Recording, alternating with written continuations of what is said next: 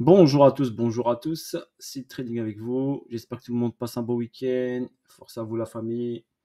Là, je vais revenir sur l'Ethereum, d'accord? On va décortiquer ensemble l'Ethereum. Ok, je vous avais dit plusieurs fois que moi, personnellement, l'Ethereum, si je l'achète, si je me mets de l'argent dans l'Ethereum, ce serait sur une zone entre 300 dollars, d'accord, et environ 130 dollars. Ok, maintenant, je vais vous expliquer pourquoi ma vision plutôt dans cette zone-là. Et je ne prendrai pas Ethereum avant. Ok, donc voilà, ça c'est ma vision perso. Vous n'êtes pas obligé d'être forcément d'accord avec moi, mais moi, techniquement, je vais vous partager mon analyse technique et ma vision technique. Ok, rien n'empêche, bien sûr, de ne pas être d'accord. On est dans un pays libre, tout le monde a son avis. Donc, qu'est-ce que je remarque là sur le graphique? Je suis pris le graphique de Bitstamp, où j'ai le plus de données, on va dire, au niveau historique. Donc là, j'ai cet ATH ici en 2018. Donc regardez juste, on va hop, prendre ici le sommet ici, on va juste tracer ici cette ligne-là qui détermine ici l'ancien ATH de 2018. Donc on remarque bien quoi, le prix il est monté, il a fait cet ATH, après il a retracé et il a fait une zone d'équilibre. Donc ici il a fait une zone d'accumulation si vous préférez. Donc cette zone d'accumulation, vous la voyez ici, elle est assez déterminante ici, on la voit bien ici. Donc on a eu cette zone d'accumulation ici, après cet ATH.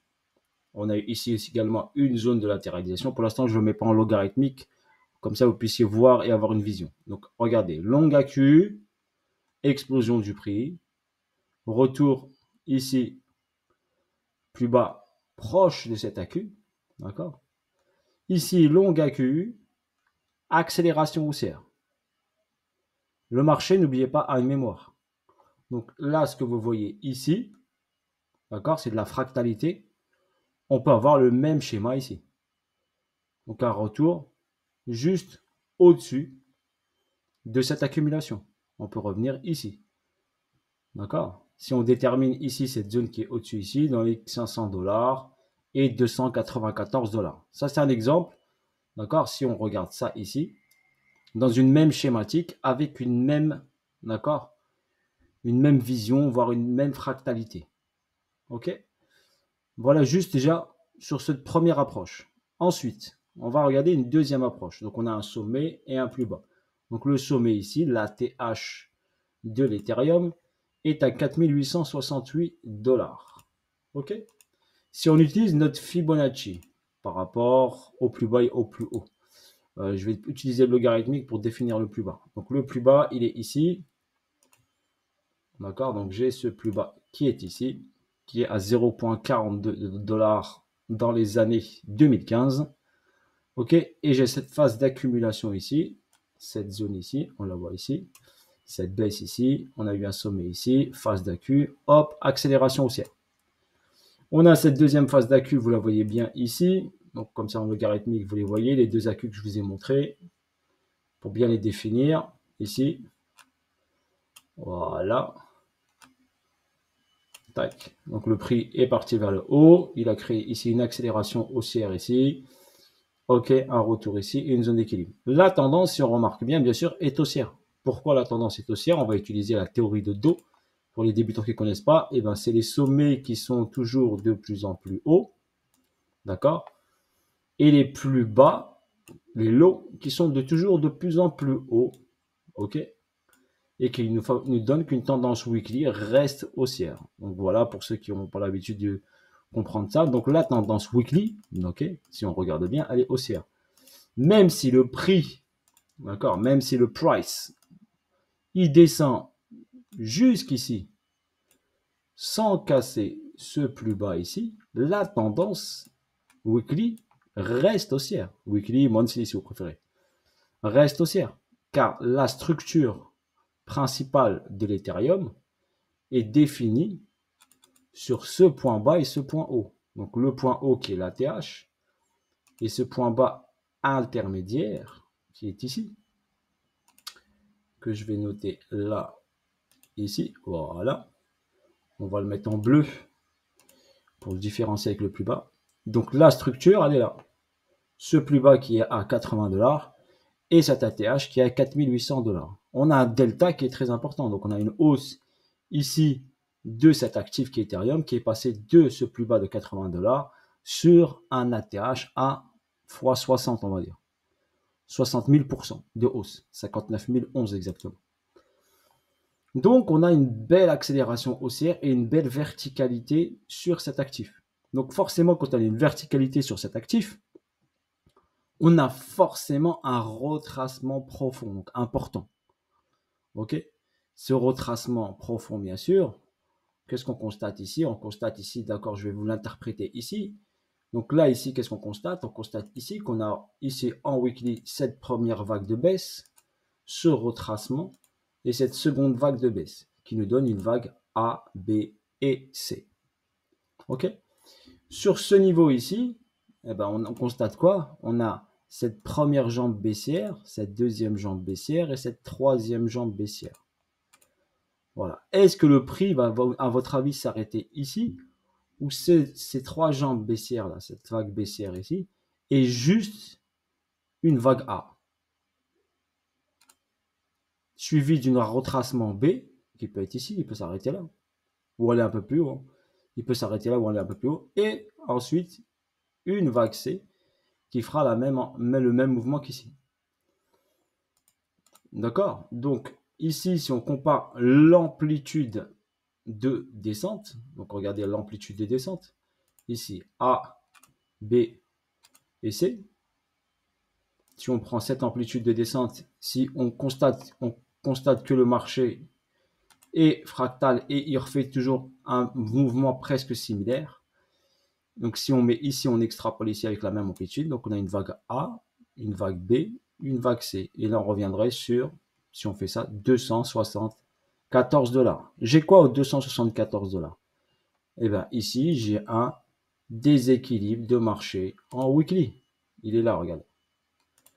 Ici, j'ai un déséquilibre de marché. Donc, je vais parler en français. Les termes anglais, par exemple, ceux qui utilisent, par exemple, ICT, regardez, vous avez le F, ici, FVG, Fair Value Gap. Mais on va rester en français, d'accord? En français, je vais l'appeler déséquilibre, c'est la même chose. D'accord? C'est un déséquilibre de marché qui a été provoqué. Donc, si on reste sur la même amplitude de correction, on revient dans ce déséquilibre de marché qui est aux 245 $.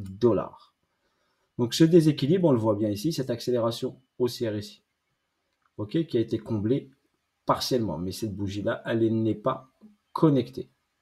Donc, on va se mettre ici que ce déséquilibre ici, d'accord, voilà, weekly. Donc, le prix peut revenir entre 320 et 245.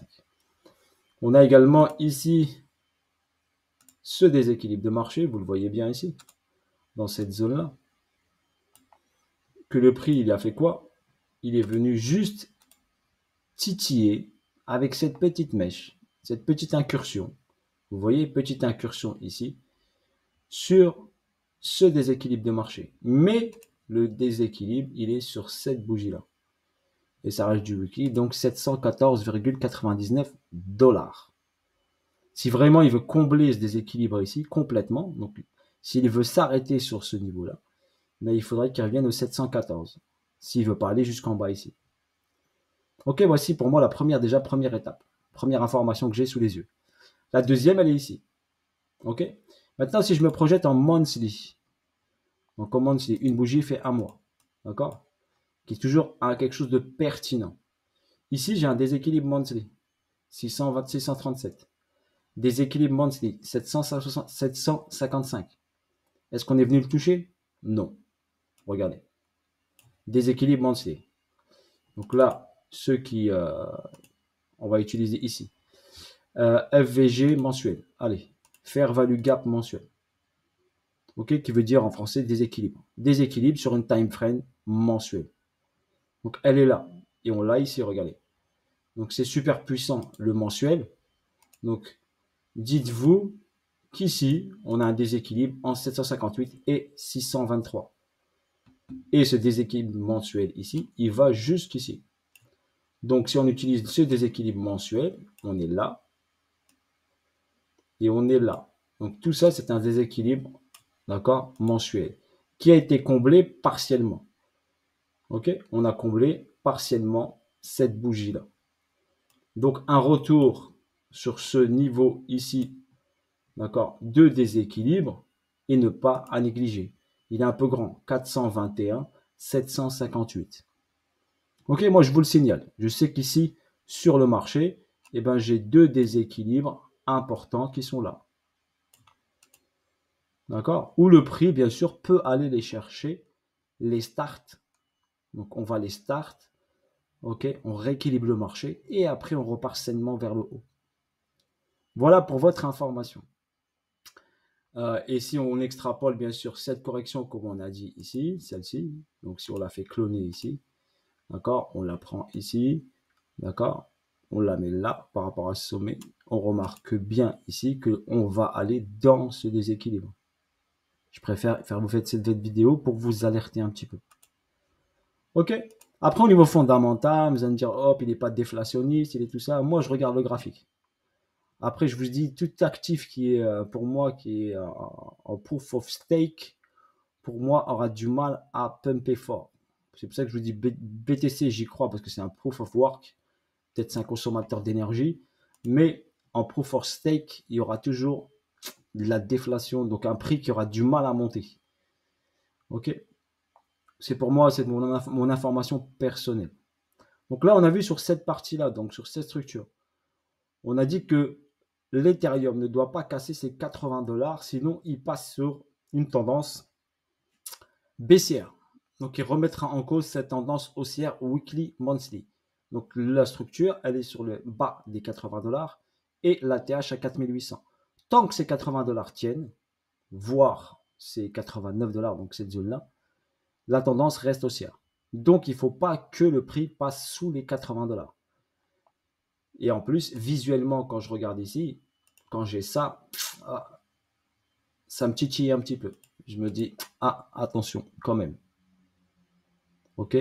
Parce que j'ai ça, ça, ça. Donc, ça ne veut pas dire qu'il va y aller, C'est pas obligé qu'il y aille. D'accord? Et on a ici, quand on constate ça, moi, après mon expérience par rapport au marché financier, ça, c'est pas des déséquilibres de marché, ça s'appelle des price delivery.